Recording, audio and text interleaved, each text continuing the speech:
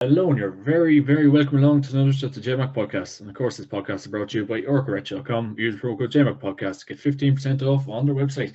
Lots of gear dropping just in time for Christmas, so get in touch with them. And today I'm joined by former Limerick manager Billy Lee to talk about Billy's experience and a couple of years that he's done with the Limerick lads and the 2022 season and the other seasons that took place and a general chit chat. So, Mr. Lee, how are you? Good evening, John. How are you? Good. Opera is moving house, my man. So, as I was saying to you earlier on the week, it was very stressful, but we got there. Yeah, they have it up. That up is one of the most stressful things people can undertake in their life. I did it once, and it was enough for me. So, I leave it to the young bucks and young ladies of the country to continue that stressful time.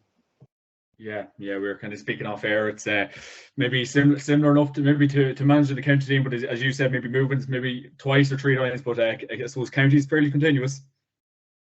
Yeah, it's continuous, and the starting off with the county, you might feel that a bit of pressure on, because you're going up a level, and I suppose if you come in out of the blue and you hadn't been involved before, you probably might know what it's about. But I had been involved previously with Liam back in the early 90s, so I had some idea. But that said, that was a world apart to where it is at now. In actual fact, I would say from when I started out in, November 16 to where I finished in August 22, that world's apart. It's really evolved in those 6 years. It's unimaginable, really. And I just wonder where it'll all stop, for the pressures associated on people's time, their commitment to it, the financial side, to have the right resources.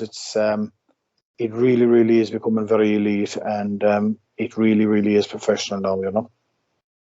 Yeah, we'll touch on to that now in a few minutes, I suppose, Billy. But so it's how it was like with yourself. Obviously, you stepped down from the Limerick senior football job back in August there, Billy. So obviously, I think it was at the August 23rd, near the end of August. So how's the downtime been since? And I suppose obviously county teams probably are back maybe the last week or two preparing for 2023. So how's the downtime been, I suppose, since it all? Yeah, it initially took a bit of time just to create the divide from the group that we had, from being involved, being the manager, managing management and management players and interaction with the county board. So it's all, it just took a time, 2 to 3 weeks, I said, to separate yourself. And it's more of a mental thing than an actual physical thing, because obviously you're not training, you're not meeting the lads, you're not meeting the management. So that was just a bit of a challenge. And I suppose it's like anything else, we had a wonderful time. It wasn't easy in the early days, but a lot had to change in Limerick. And certainly the last 3 years, I would even say 2019 as well, because you could start to see the development coming. We had some great times and we made some great friendships, and things were really in the up, and we moved forward year on year. But I suppose more importantly, John, we had a lot of enjoyment, and I think it's a word that's nearly been forgotten about a lot. So, as much as the enjoyment is anything else, Enjoyment is very, very important. I suppose obviously stepping away in August, was it a tough decision, obviously, because you did do probably one of the longer serving manager county jobs in the GAA at the minute, 6 very good years with the Limerick lads. So was it a tough decision for you, Billy?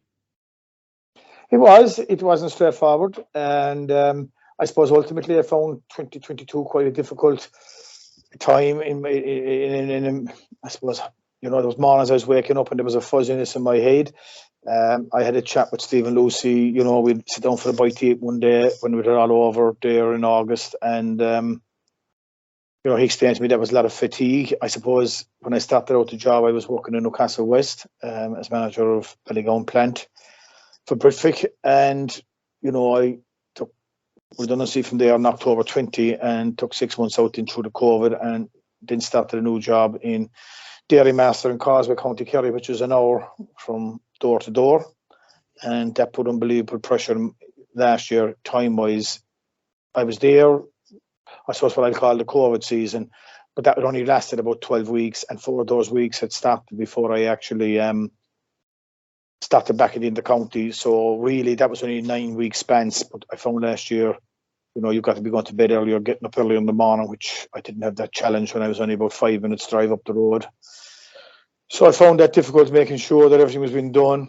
and I knew something had to give then if I was going to do it in 2023. It was either the job had to go or the football had to go. I did consider giving up the job and trying to see, but look, I don't have a young family, thankfully, but I do have a mortgage, and so I just felt, look, I needed to put myself and my wife first, and if I give up my job to pay for look after myself and the redundancy money, who's to say I get another job or whatever, So I just felt, look, it's time to call a halt, and look, maybe it's timely too from the point of view I've been there 6 years. Thankfully, after the slow start, we got it on the track and we started moving the train forward. But a fresh voice is always good too, and a fresh faces around the setup.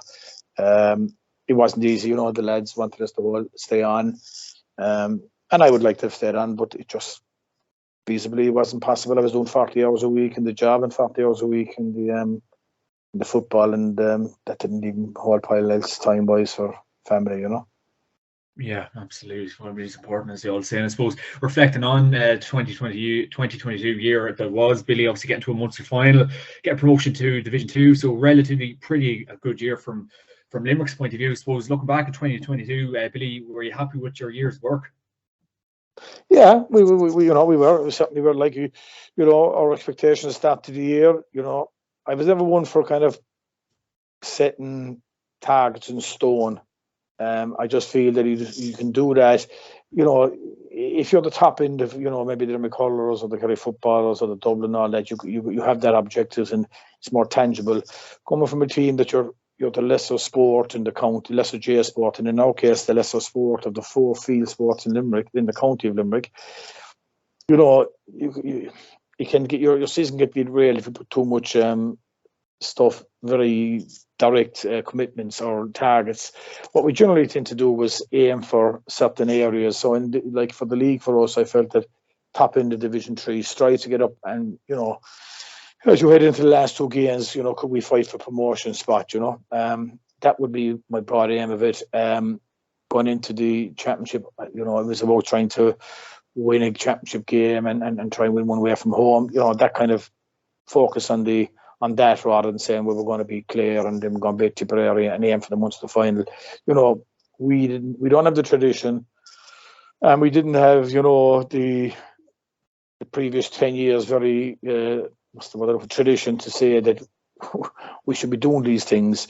But you strive to do these things and you set your targets at trying to achieve these things. And I suppose I felt we went in this in 2022 really expecting to win. Whether we won or not, as it turns out, we probably didn't. We won it in penalties. We didn't actually win it in normal time or extra time. But it felt good coming away from there with a victory. It meant that we now felt we could compete with the Clares of this world. And on any given day, might lose. I think the last time we played them, they ended our rear end and played by 12 or 14 points in the GAA Crowns in 2018.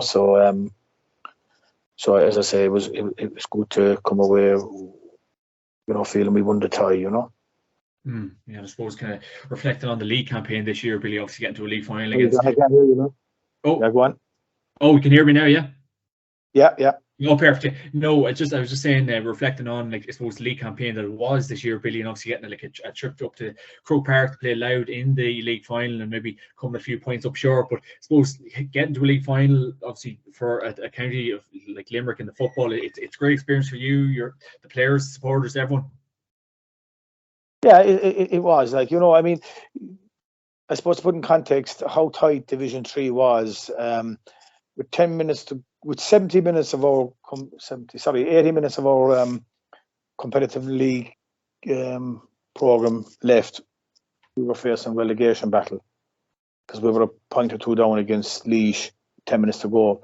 We turned that around and won the game, which guaranteed us Division 3 at the very least and a shot of promotion. So with 80 minutes to go in your league campaign, it was relegation, but it was stay on you in the face. 10 minutes later, you were guaranteed Division 3 for the following year and a shot at Division 2. So, that's how tight it was from top to bottom in Division 2, Division 3 last year, So leaving Portlaoise that night was, felt a sense of relief, to know that we were there, because we fought hard to get up there from the early years of Division 4. A lot of work had to go into it.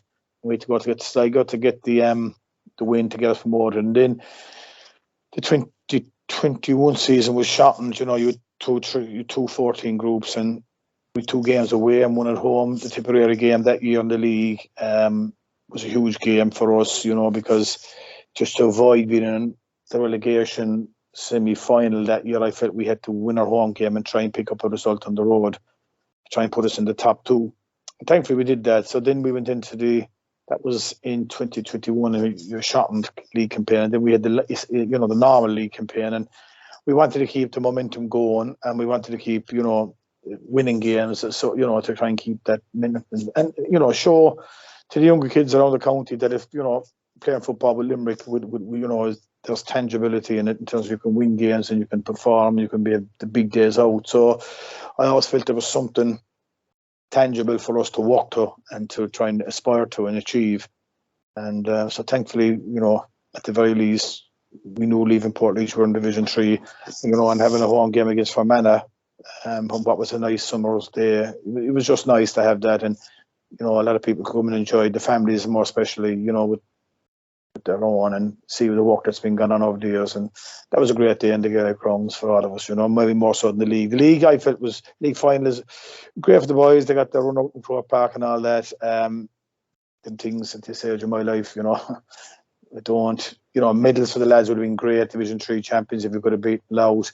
Everyone wants to be in Croke Park, but I think, at my age of life, I don't look at them things as tangible goals or a sense of achievement and anything like that. I think the fact that you were there, the achievement was, you were after achieving at that stage by getting promotion meant you were in the league final, But it's a pity that day, the last 10 minutes we just didn't perform, and credit to Louth, they came at us, and I just felt that bit more on the day. I remember saying it to the management, at some stage during the second half, I just felt that there was something more about Louth that particular day, which kind of told me, leaving Croke Park, that we've more work to do if we are going to try and strive to be clear, in the championship, and if we wanted to compete in Division 2 next year. So even leaving there was a sense of what we need to do to go to the next level, to be competitive in Division 2. So we were always learning,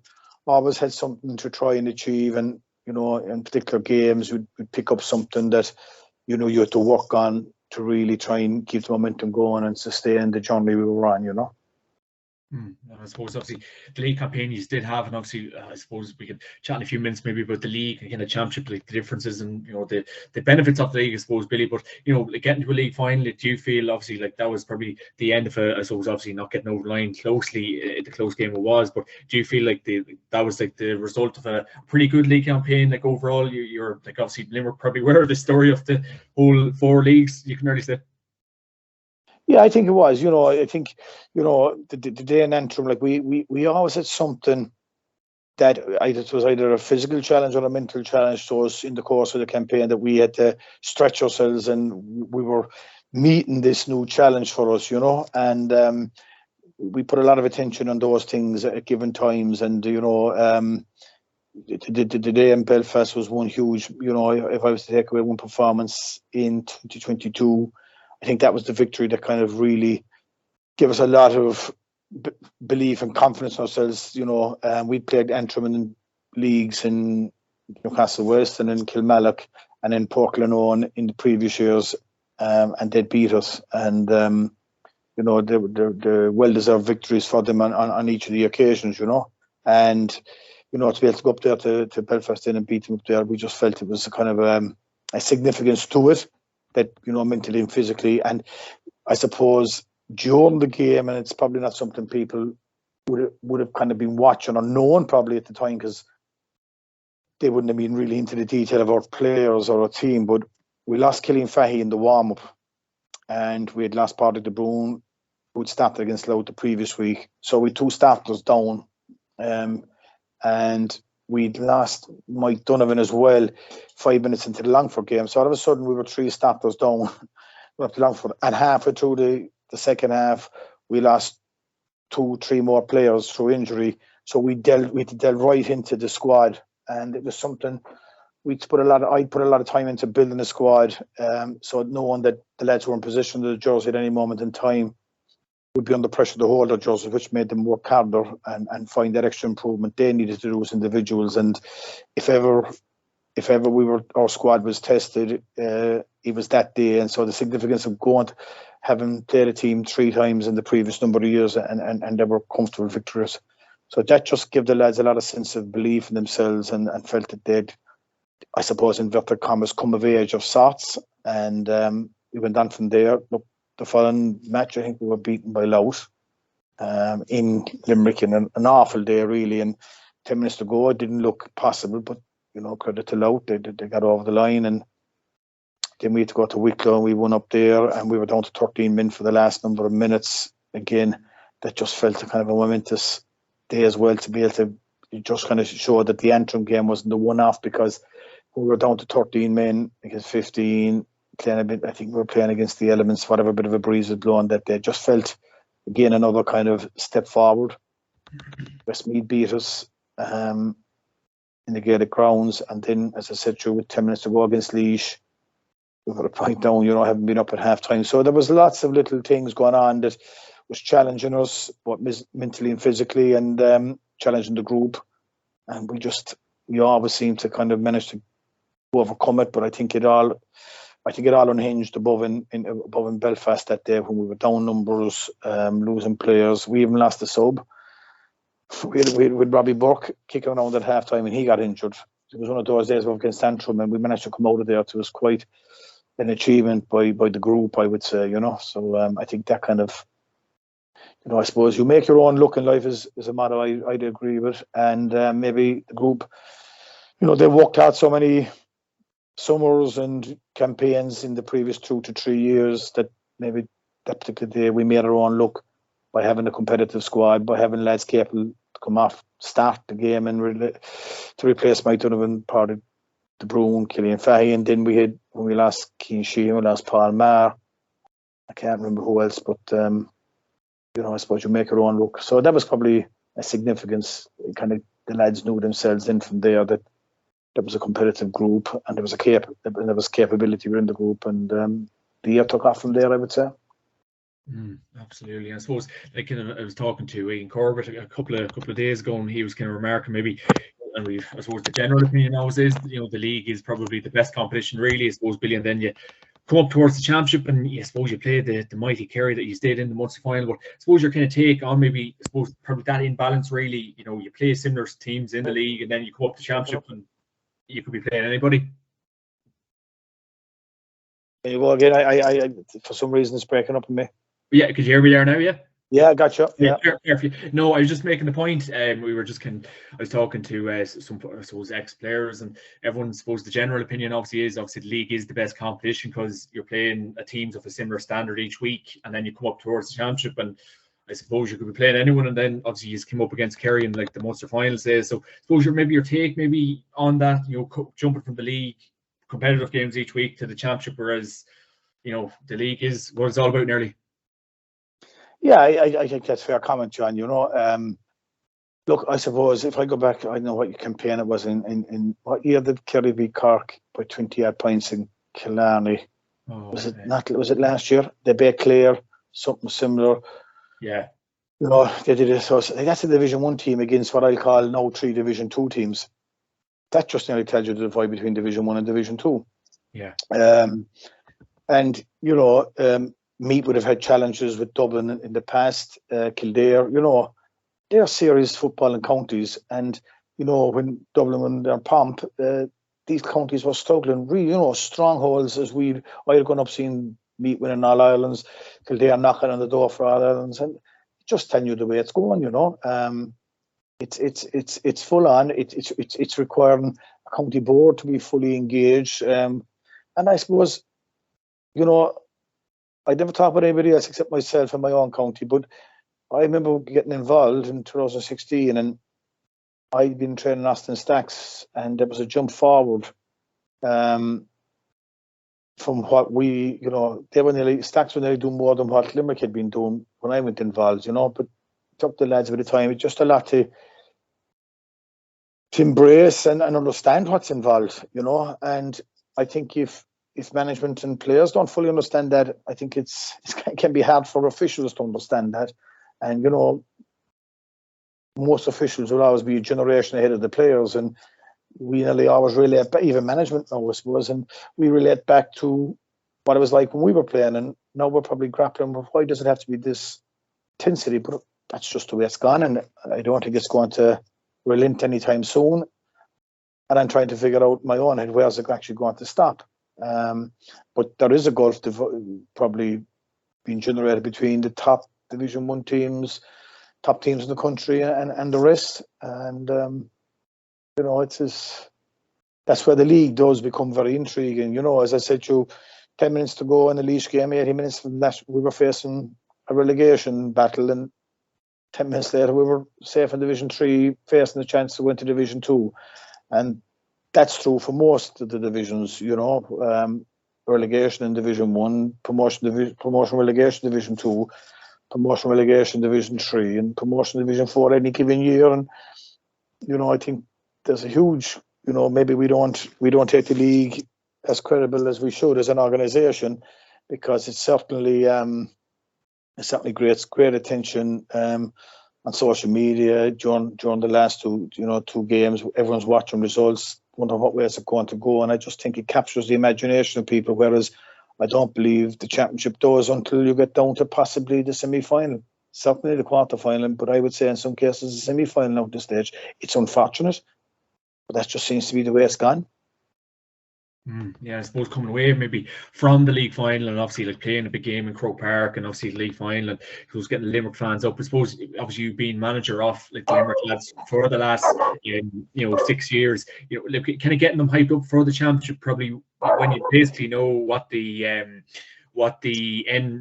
result is going to be in the Munster Championship. Billy, like, did you find it ever hard to motivate the players maybe before the Munster Championship, because you know essentially what's going to happen at the best times? Yeah, no, we didn't, thankfully, because obviously, if I go back to 17-18, Clare beat us by a point in Innis. So, you know, at the time, we had a lot of the older lads who were kind of coming to the end of their career. So we had a, you know, reasonable competitive team that day. But a year later, when a lot of the lads had gone, and, you know, we couldn't get lads in to replace them with a young team, and they beat us 14 odd points. We played Mayo in the following qualifier, and they beat us 17 points or something like that, you know. And funnily, ironically enough, I felt we'd made a step forward from the Clare to the Waterford, the Mayo game, and how we performed and how we trained. So I could see signs of going forward. So I suppose for us, it was trying to initially win a championship game. And thankfully, we did that in Thurles in 19. And then Cork handed us our rear ends. But that was a lesson for the lads, you know, because they were on such a high, having beaten Tipperary, just trying to get them back down to Terra Firma in the intervening 3 weeks was quite difficult, and we had conversations about it. And, you know, they could, on the back of the result in Cork, they understood what we were trying to get through to them at the time, but they were on such a high, and we didn't want to really burst that enjoyment from them, because that's what it's all about. But they learned a hard lesson that night in Cork, and you can put a lot of the result, a lot of the scoreline down to the intervening 3 weeks, and the lads were on such a high and enjoying life so much that on the training ground, I must add, not away from the training ground, that the focus wasn't there, or the expectation, what was coming, wasn't.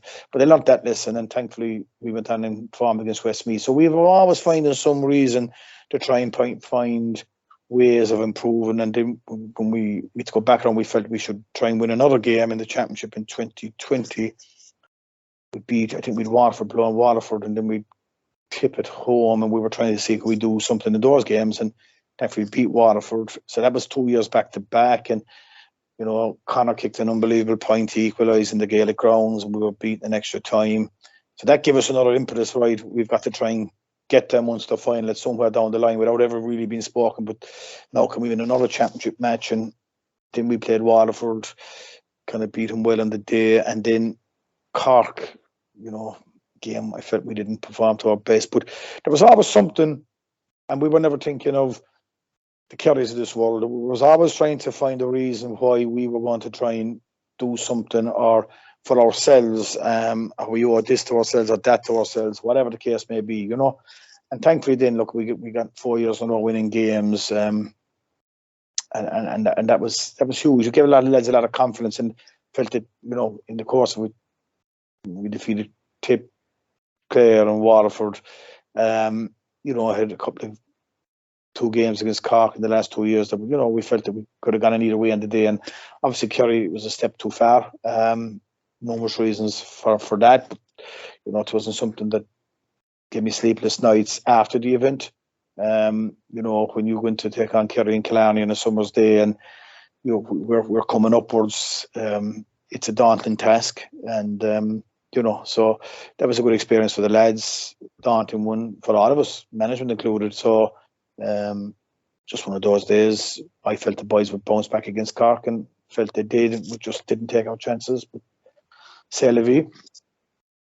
I suppose kind of the Munster final that take place this year, Billy. Obviously, it was great for the Limerick lads to get back into that position. The first final in a number of years, Billy. You could really see obviously dominated by Cork and Kerry the last couple of years, Billy. So I suppose experience itself getting back, and I know obviously Kerry were hotly tipped on the day. But I suppose what impressed you most, you know, coming away from that game about that Kerry team was, you know, All Ireland champions 2022. Actually, looked at pace, their power, their athleticism. You know, they're serious. Like, and we mustn't forget, David Clifford wasn't playing that day, so I didn't have that headache to worry about, you know. Yeah. But they were just, you know, they just look. I suppose to put in context, Newcastle West, I think, are in the Munster semi-final on Sunday against Clonmel, and I think they've played something like 10 or 11 competitive games this year. You'd have that played in quarter of the year behind in Kerry. You know, the level of football we are playing or competitive games here in Limerick doesn't even come near what they're at, and then obviously their preparation, you know, they see, like, if you want to be comparing like for like, it's Limerick Holland versus Kerry football in terms of how teams are really going at it, you know. But I suppose we just don't get to play enough of football, and you know, lads in Kerry don't. When I explain that to them at times, you know, I walk back there, they don't understand that, because it's football and football only to them, whereas you're down in Limerick, it's hurling, it's soccer in the town, it's rugby, it's football in little pockets, you know. So 11 games, I mean, it's fair to say that, you know, the division, you know, teams in Kerry who play the county championship, they could play up to 30 games in a year. That's 3 years. So, like, you know, it's fine when you're a senior player, but if you're an inter-county player, you'll have a lot of games there. But if you're a young lad coming up and you're trying to compete with the Kerry lads, you're not getting enough football, and it's just as simple as that. But that's just the way it is. So there's no point in giving out about it. There's no point in worrying about it. You just accept it, and you try and develop our kids as best we can. And, you know, there's always ability in Limerick. It's just that we probably don't have enough of it playing football, and they're not playing enough at the tempo that, you know, the top teams in Kerry are at.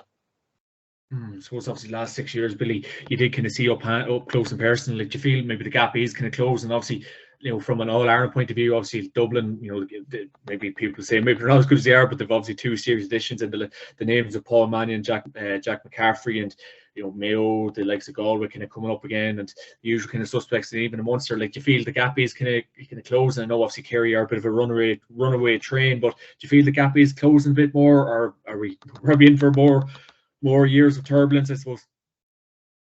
In terms of against Dublin, or just against Kerry and Dublin? Okay, I suppose against Kerry, like even in the Munster Championship, do you feel it's just a runaway train with Kerry, or do you feel can the gap be closed, or will the gap be closed, do you feel? In Munster, you know, I suppose the Clares, the Tips, the Waterfords, the Limericks, where football isn't the number one sport, you know, that can be a challenge. Cork, you know, Cork is a big county. They produce a lot of quality underage players, and I imagine John will be striving hard. You know, one looks at them and thinks they have, you know, the capability and the scope, you know, to get back up to there. I can't answer for the other counties, but I can safely say that in the other counties, it's more of a challenge, because, you know, the better players are hurling. Or I won't say the better players, but a lot of lads you'd look for or you'd want involved with you are playing hurling, and so that'll always make it more of a challenge for the counties like us to close in on Kerry. And that's, sure, look, isn't that the way it's been for the last 140 odd years in the GAA? You know what I mean? The records don't lie. And, you know, in Kerry, it's football first, and that's probably the only county in Munster that has it that way. You know, Cork would probably considered more of a hurling county traditionally anyway. If you compare Sam Maguire's to Liam McCarthy's, that's the way it is. So with what do I call inverted commas professionalism and how teams train and prepare now, I think that it's only going to get wider, because back in the day, you know, maybe the stronger teams would have been saving a bit until they got to the latter ends of the All-Ireland series, whereas now there's so much going into the preparation of teams that players are in shape all year round nearly.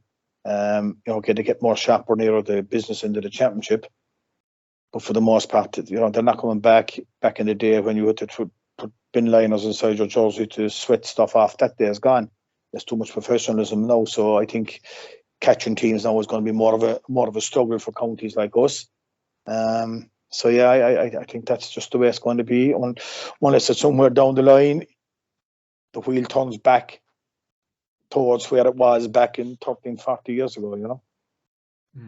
Absolutely, and I suppose obviously, looking into next year, obviously Billy, their 2023 campaign, obviously you did guide the Limerick lads to Division 2 football. And I suppose obviously, I know obviously at the start of the podcast and off air, you're kind of maybe saying the time that goes into it, but I suppose from a selfish point of view, you might have liked a cut at Division 2.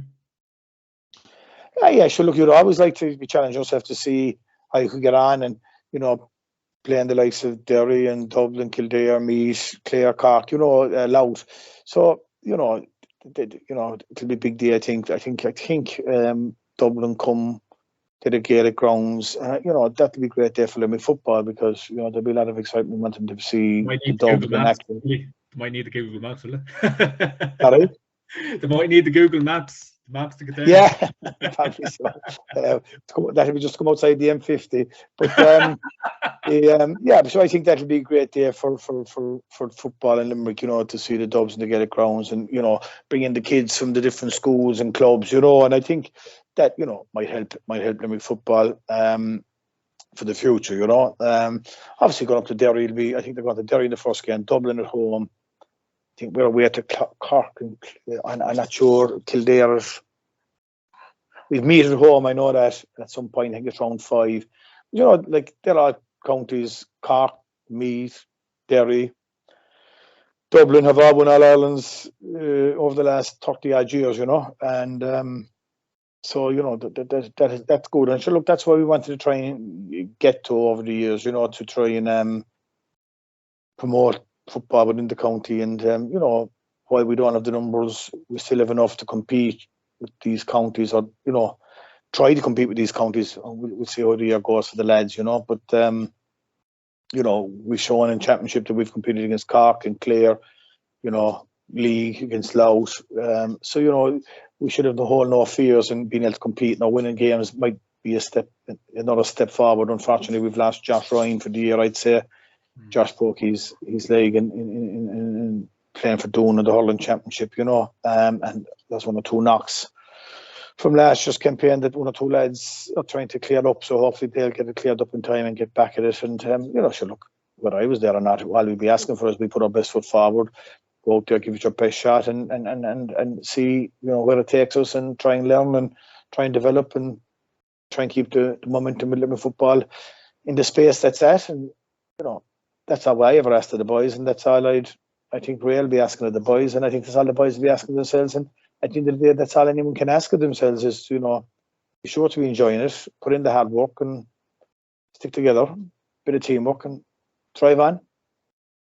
I suppose obviously the success that the Limerick League, obviously the hurlers have had in recent years, Billy, you know, winning all the All-Ireland titles. Do you feel obviously the Limerick footballers are getting the respect that they deserve now, getting into the realms of Division 2 football?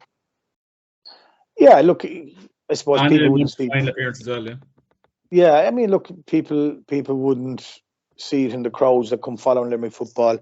You know, but when we started getting on a bit of momentum on the you know, since we beat Tip in 19 of them, the championship in Thurles, you know, we got great support from people on the ground, and you know, the county board rode in around. I think, which I've kind of been said that, you know, after I given them a volley of my tongue there in 2018, they really rode in behind us, and I think that's a measure of those people that, you know, we all know the GAA suckers, or the fella puts his head above the parapet, shoot it, you know, but they didn't. They left me there, and they supported me they funded stuff during the summer that year, the following summer, and I put it on record as saying that, and I think that's the measure of the people we have running the administration in Limerick over under my tenure anyway, and they had chins bigger than my mouth to take it, the verbals I gave them, and they took it in the chin and came back bouncing, and they helped propel us forward too. That can't be forgotten, and support we got on the ground from people, and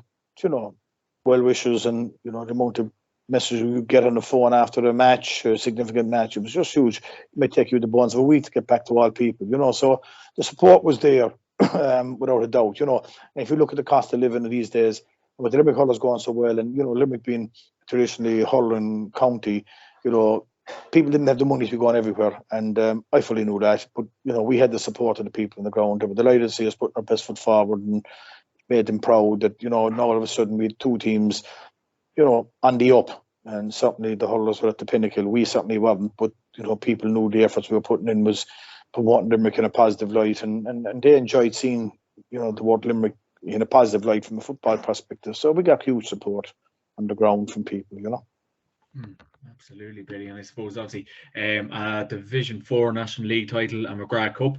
You gained promotion to Division 2 obviously in the National Football League, and you reached this year's Munster Senior Football Final, Billy. So I suppose looking back on your time with the Limerick lads for the last 6 years, not bad innings. No, it wasn't, and look, when you think of it, 2018, I had adapted style of football that was totally alien to what I know about football, but I just felt I had to protect the lads. I remember that day below against Cork in the year that the game was over after 10 minutes. I can remember turning to the management and said, we'll take off no one here in the first half now, because the game was over, and I just felt they were a young team. I felt that if you made 2 or 3 subs, you could have taken off 14 that night. At that point in time, I didn't feel it was appropriate to have a couple of lads walking a long march and their families in the stand, and ultimately when subs are made, people can often feel that they're getting the brunt of the performance, that they're being taken off. But no, we just made a couple of switches at half time. A couple were down to injuries, to be fair about it, so it was easy to make the subs. So it was all about protecting the group. They were working hard for Limerick, and they were making sacrifices, and that had to be respected. And we won the county that could just pull a fella off, and there's another fella there to take it over. We had to try and nurture and grow and develop these lads and mind them and protect them, and even for themselves, as I said, there between the Tipperary game and the Cork game. But they worked hard for the county to represent the county, and I'd be fierce proud of their achievements, and fierce proud of them as individuals. I saw them when they were at the most vulnerable, and to see them now as the men they've become, it's fantastic to see. Knowing that we've got great people in the county representing us. I suppose overall, Billy, how would you surmise your 6 years with the Limerick lads? Proud, and I suppose you've really put Limerick football on the map.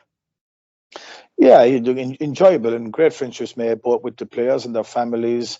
And you would be proud. Like, we're proud Limerick people, and we fully understand that football isn't the number one GAA sport in the game, but we're still proud. We still want to represent ourselves as best we can at all times. Wear your heart on your sleeve, walk easy when your jug is full. Don't ever get ahead of yourself, and put the head down and work. And I used to always say to the lads, no one gives anyone a promotion in job just because you're a nice fella. You have to earn it, and I think these lads did. They earned it, and you'd be fierce proud of them. Brilliant stuff, Billy. I suppose overall, Billy, like, is the game in a good place? Do you feel obviously teams coming back to the pack? Obviously, Kerry did win the All Ireland this year, and everyone's talking about Mr. David Clifford. So the game's not in a bad place. The minute the likes of Shane Walsh, lights out for Kilmacud, still in the club championship. So we're treated to a lot of talent these days. Absolutely, you saw Shane Walsh and David Clifford shooting it out above the All Ireland final. It was a wonderful spectacle.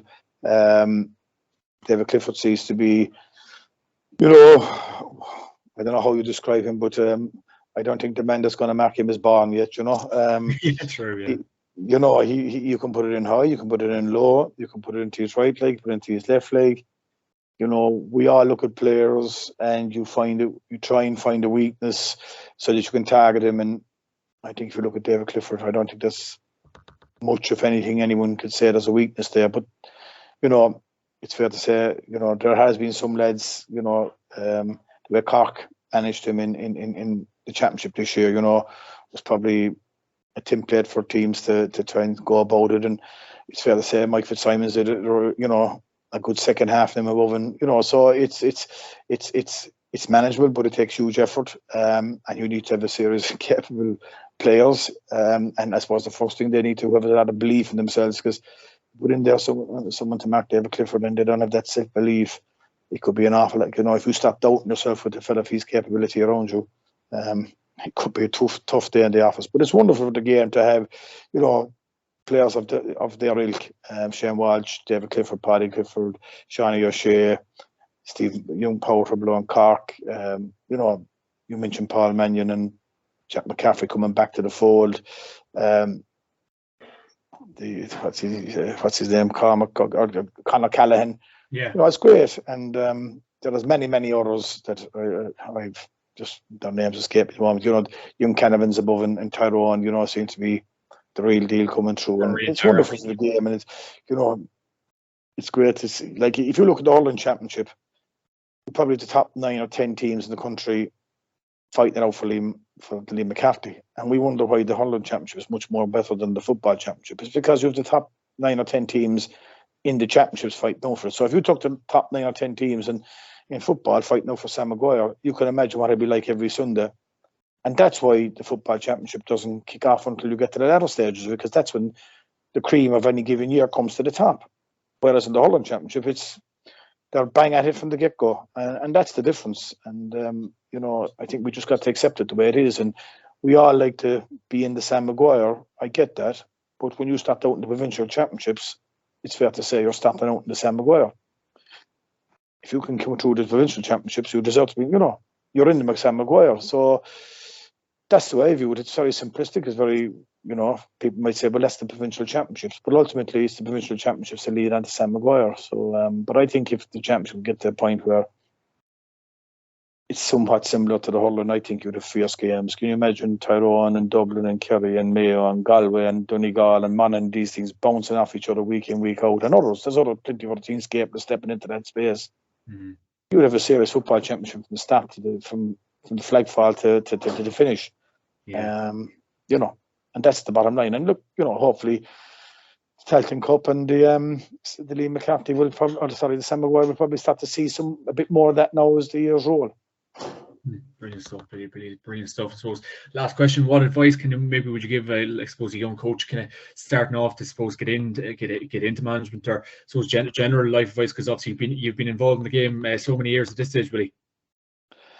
Oh God, there's so many little things. I suppose if you want to step up into county, if you've got that vision for the future, get involved with a team at a high level, a club first maybe, or else get in as a selector, or get in with academies or something within the county, or the under 21s or minors, because there's a huge stepping stone. I truly remember having a conversation with Paul Kinnerth when I was in the academy, and Paul was with Clare at the time, and he was explaining to me, the meetings that we're having with Clare under David Fitzgerald before, and I thought to myself, what is all this about? I said, Gavis Calf giving out to Paul. I said, Paul, you're off your head. I said, what's all this about?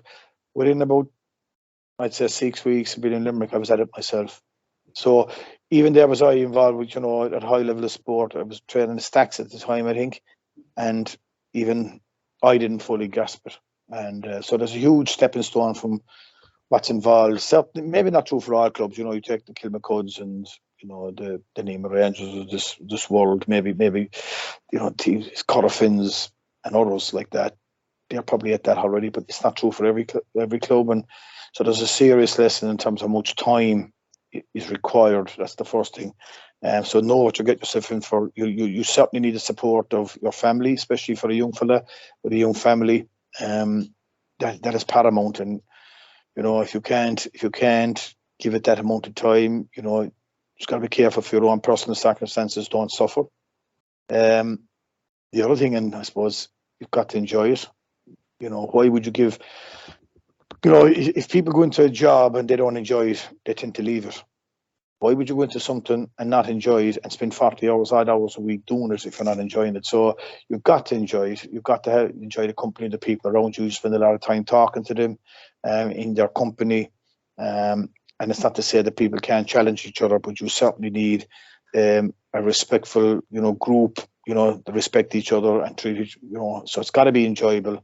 Everyone's got to be respectful in the setup, because the last thing you want it to be is a chore. I think people thrive when they're enjoying life and at their best. So I think they're the things I would say. Understand what you're getting yourself in for. Make sure you have the time and that your personal circumstances don't get negatively impacted.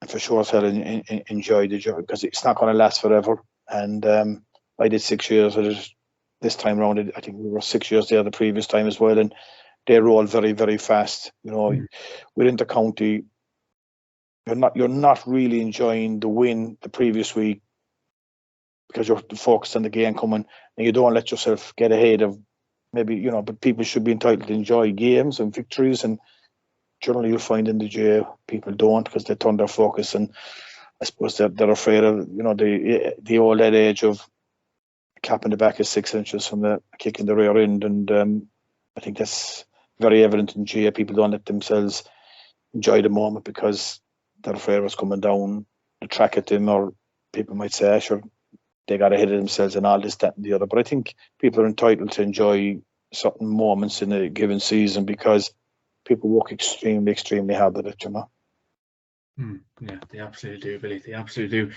Billy Lee, that was an absolute pleasure. Great to have you on the show this week, and thanks a million for joining me. And of course, this podcast is brought to you by YorgaRich.com. Check out the website and use the promo JMac podcast to get 15% off on their website. Billy, thanks a million. Thanks, John. All the best. Cheers.